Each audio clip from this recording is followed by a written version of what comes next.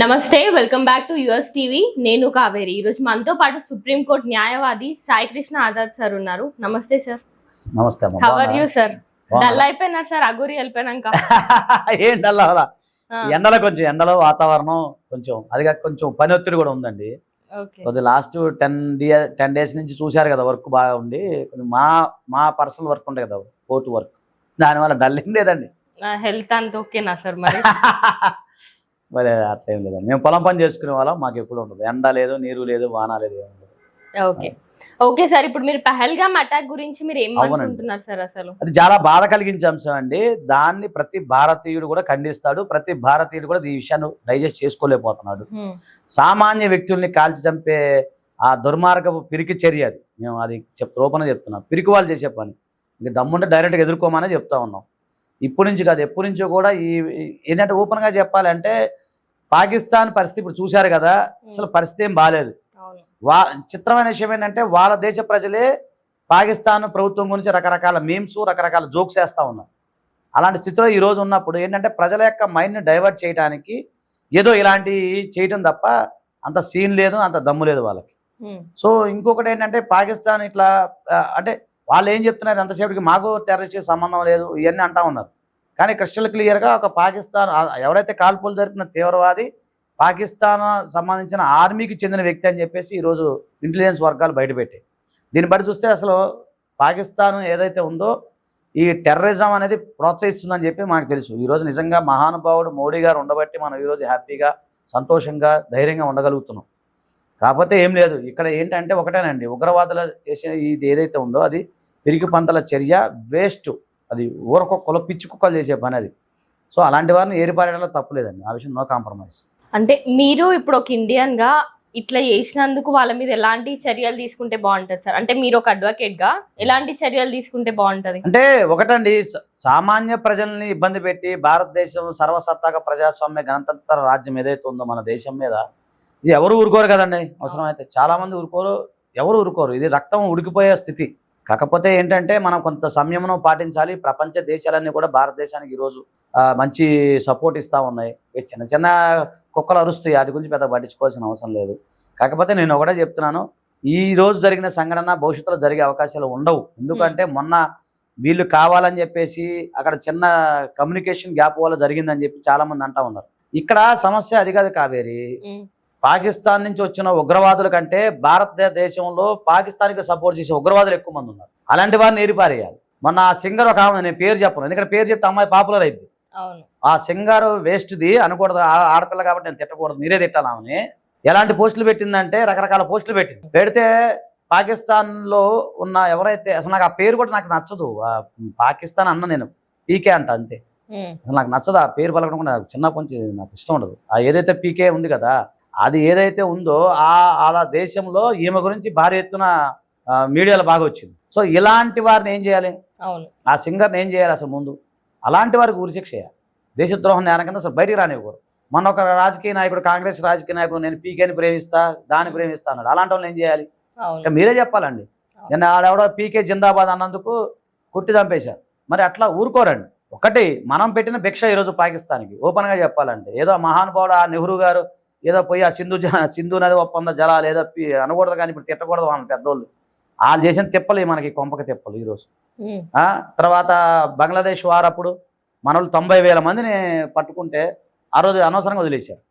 So ఇవన్నీ చేసిన తప్పులండి. గతంలో కాంగ్రెస్ నాయకులు ఎవరైతే ఉన్నారో వాళ్ళు చేసిన తప్పులే. ఇక్కడ వాళ్ళు చేసిన వ్యవహారం ఇంతవరకు వచ్చింది.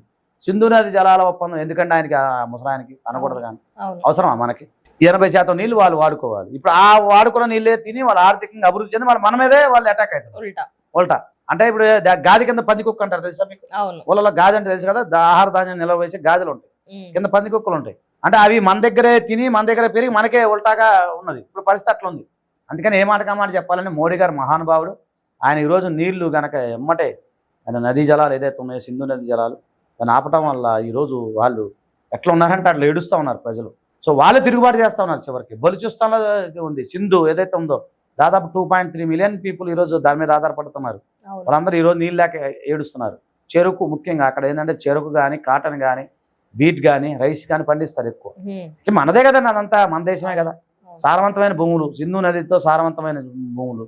సో వాళ్ళు కూడా ఇప్పుడు ఈ రోజు ఇబ్బంది పడతా ఉన్నారు. ప్రజలందరూ తిరుగుబాటు చేస్తారండి. కొద్ది రోజులు పోతే పాకిస్తాన్ అనేది పట్టణంలో లేకుండా వెళ్ళిపోతుంది. ప్రపంచ పటంలో పాకిస్తాన్ ఉండదు. అంటే ఇప్పుడు పాకిస్తాన్ ఇండియా నుండి సెపరేట్ అయిపోతుందా సార్ మొత్తం? అదే అలా కాదండి, ఇప్పుడు పాకిస్తాన్ లోనే చాలా ఉన్నాయి. బలూచిస్తాన్ ఇప్పుడు సపరేట్ దేశం అయిపోతుంది.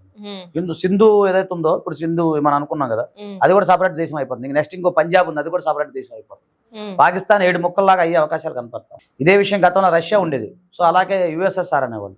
అలాగే పాకిస్తాన్ కూడా కొద్ది రోజుల్లో అంటే ప్రపంచ పటం ఉండదని నేను అనుకుంటున్నా. అంటే నా సైకలాజికల్గా నేను అనుకుంటున్నా. ఇప్పుడు జరుగుతున్న రాజకీయ పరిస్థితులు చూసినట్లయితే ఇది కూడా, ఎందుకంటే ఇవన్నీ ప్రజల్ని మభ్య పెట్టడానికి. అక్కడ మీకు నేను చెప్పేది ఏముందండి, ఈరోజు పాలు ఎంత ఉన్నాయి లీటర్, గుడ్డ ఎంత ఉంది, బ్రెడ్ ఎంత ఉంది, దాన్ని చూస్తున్నాను రోజు ఆ రేట్లు ఆకాశం. అసలు సామాన్యుడు బతకలేని స్థితిలో ఉన్నారు అక్కడ. ఇంకొకటి మనం చూసుకున్నట్టయితే ఇక్కడ మన దగ్గర మిల్క్ ప్యాకెట్ ఒకటి 30 రూపీస్ అయితే అక్కడ 200-300 అయిపోయింది. అదే అంటే నా పరిస్థితి బాగాలేదండి. కొద్ది రోజులు పోతే అయిపోతారు. ప్రజల విప్లవం తీసుకొచ్చి ముక్కలు చేసేస్తారు పాకిస్తాన్. అసలు అక్కడ కరువు అనేది స్టార్ట్ అయిపోయింది. అసలు లేనే లేదు. అసలు నిన్న ఎవరో పెట్టారు నాకు ఒకటి, మేము చంద్రమండలం మీద ఉన్నాం అంటున్నాడు పాకిస్తాన్ పౌరుడు ఒకడు. అది ఎట్లా అంటాడు ఆయన. అవును, చంద్రమండలం మీద ఉన్నాం మేము అందరం, పాకిస్తాన్ పౌరులందరూ చంద్రమండలం మీద ఉన్నాము, అంత పెద్ద స్థాయికి వెళ్ళిపోయాం మేము అప్పుడే. అంటే అదేంటి అంటే చంద్రుడి దగ్గర కరెంట్ ఉంటుందా? ఉండదు. బ్రెడ్ ఉంటుందా? నీళ్ళు ఉంటాయా? గాలి ఉంటుందా? ఏముండవు కదా, మాకు లేవు. కాబట్టి మేము ఈ ప్రపంచ దేశంలో మేము చంద్రమండలం మీద ఉన్నామని చెప్తున్నాడు పిల్లాడు. ఇలాగా వాళ్ళే జోకులు వేసుకున్నారు. ప్రజలు యాక్సెప్ట్ చేయరండి ఎప్పుడు కూడా. నిజంగా మనకి కలియుగ దేవుడు నిజంగా మోడీ గారు. చాలా ఆయన ఉండబట్టి, ఆ మహానుభావులు ఉండబట్టి ఈరోజు ధైర్యంగా ఉండగలుగుతున్నాం. ఈరోజు ప్రపంచవ్యాప్తంగా అన్ని దేశాలు మనం సపోర్ట్ చేస్తాం. చాలా మందికి ఏదో సింధు జలాల ఒప్పందాల మీద గురించి రకరకాల అపోహలు ఉన్నాయి. అంటే ఆ రోజు ట్రీటీ జరిగింది కదా, దాని నుంచి బయటికి రావచ్చా అని చెప్పి. సో ఒకటే చెప్తున్నాను, ప్రశ్న అడుగు, సింధు జలాల ఒప్పందాలు రద్దు చేసుకోవచ్చు. సింధు జలాల ఒప్పందాలు అన్ని ఇప్పుడు రద్దు చేసుకోవచ్చా సార్ మరి? ఎస్, కొన్ని ఉన్నాయండి, కొన్ని క్లాజెస్ ఉన్నాయి. చాలా మందికి తెలియాల్సింది ఏంటంటే వియన్నా ట్రీట్ అంటారు దాన్ని. అంటే అప్పుడు ప్రపంచవ్యాప్తంగా వియన్నా ఒప్పందం ప్రకారం కొన్ని దేశాలు అంటే ఈ సరిహద్దు వివాదాలు కానీ, అలాగే వాటర్ సోర్సెస్ కానీ, మిలిటరీ సోర్సెస్ కానీ, వీటన్నిటి మీద సంతకాలు పెట్టింది. సో ఈ వియన్నా ఒప్పందం ప్రకారం కూడా అప్పుడు మనకి ట్రీట్ జరిగింది. ఏదైతే ఒప్పందం ఉందో సింధు నది జలాల ఒప్పందం అండి. కాకపోతే అక్కడ ఆ క్లాజెస్ ఉన్నాయి. దాంట్లో క్లాజెస్ 62 క్లాజ్ ఉందండి. ఆ ఆర్టికల్ 62 క్లాజ్ ఏదైతే ఉందో దాని ప్రకారం కూడా ఇప్పుడు మన సింధు నది ఏదైతే ఉందో దాని ఒప్పందాలు ఏవైతే ఉన్నాయో దాన్ని మనం బయటకు వచ్చేయచ్చు. ఎందుకంటే టెర్రరిజం నడుస్తుంది కదా, ఈ టెర్రరిజాన్ని చూపించి మన దేశ శాంతి భద్రతకు భంగం కలిగినప్పుడు ఇంకా ట్రీట్ పనికిరాదు. సో ఎమ్మడట్లే దాన్ని మనం బయటకు వచ్చేయచ్చు. అది క్లిస్టల్ క్లియర్గా ఉంది, మీరు కాబట్టి చూసుకోవచ్చు వియన్నా ఒప్పందంలో. కాకపోతే ఏంటంటే ఇప్పుడున్న పరిస్థితులు ఏంటంటే సడన్గా ఇప్పుడున్న ప్రాజెక్టులు కట్టాలన్నా కూడా ఇవన్నీ డికెట్స్ పడతాయని చెప్పి చాలా మంది చెప్తా ఉన్నారు, పెద్ద మహానుభావులు చెప్తా ఉన్నారు. కాబట్టి మనం భవిష్యత్తులో ఈ సింధు నది మీద వాటర్ కనుక అంటే మరి ప్రభుత్వం ఏ నిర్ణయం తీసుకుందో మనకు తెలియదు. మనకు కూడా అవగాహన చాలా తక్కువ కదా, ఎందుకంటే ఇరిగేషన్ దాని గురించి మనకు నాలెడ్జ్ లేదు. కాకపోతే ఒప్పందాలు చట్టాల గురించి నేను చెప్పగలుగుతాను. కాకపోతే ఇప్పుడైనా సరే ప్రభుత్వం అంటే నెక్స్ట్ ఏదో డ్యాములు కట్టేసి కనుక వాటర్ కనుక తరలించి పాకిస్తాన్ కనుక చుక్క నీరుని కనుక ఇవ్వకపోతే ఇంకా పాకిస్తాన్ ఎడారైపోతుంది. ఫుడ్ ఉండదు, బెడ్ ఉండదు, ఏముండదు. ఇక వాళ్ళు చచ్చిపోవడం, ఇక ఖచ్చితంగా ప్రజలు తిరుగుబాటు చేస్తారు.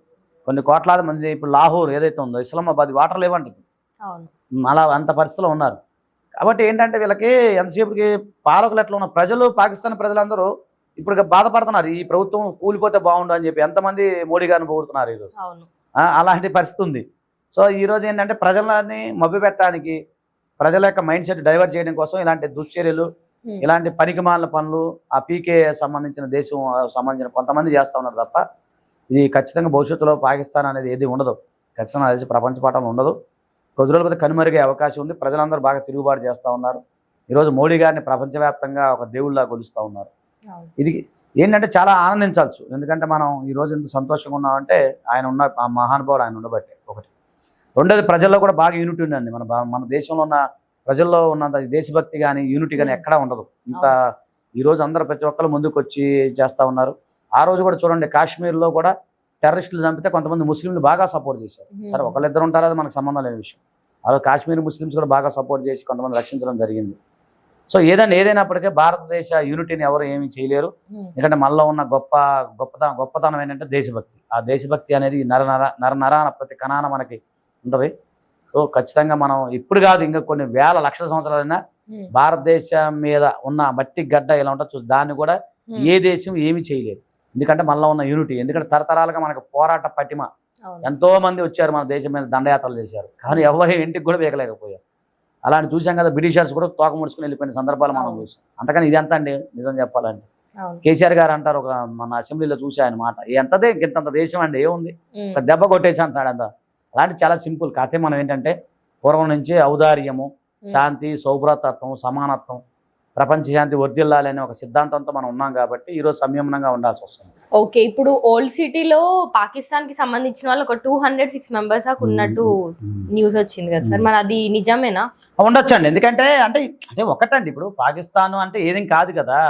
ఇప్పుడు పాకిస్తాన్ అంటే దేశం కాదండి, అది మొన్నటిదాకా 1947కి ముందు మనమే కదా, అంతా ఒకటే కలిసి ఉండేవాళ్ళం కదా. ఇప్పుడు ఇది ఒక ఇల్లు, ఒక ఇంట్లో ఇద్దరు అన్నదమ్ములు పంచుకున్నారు.